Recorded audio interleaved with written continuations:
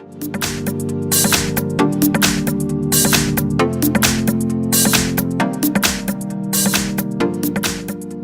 have HUAWEI Mate 20 Pro, and let me show you how to reset app preferences on the following device. So at the very beginning, let's start by using your home screen. Then find and select the settings. Here from the following list, you need to choose the apps. So let me tap apps. Here let's tap apps from the top of the screen, and let's use this more key. So in order to reset app preferences, let's tap reset app preferences, of course.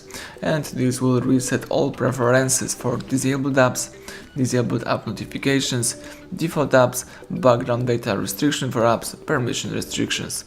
What's really important, you will not lose any app data. So if you are aware of this, let's tap reset right here. And that's it, the operation is completed, everything went well. Thank you for watching, please subscribe our channel, leave thumbs up under the video.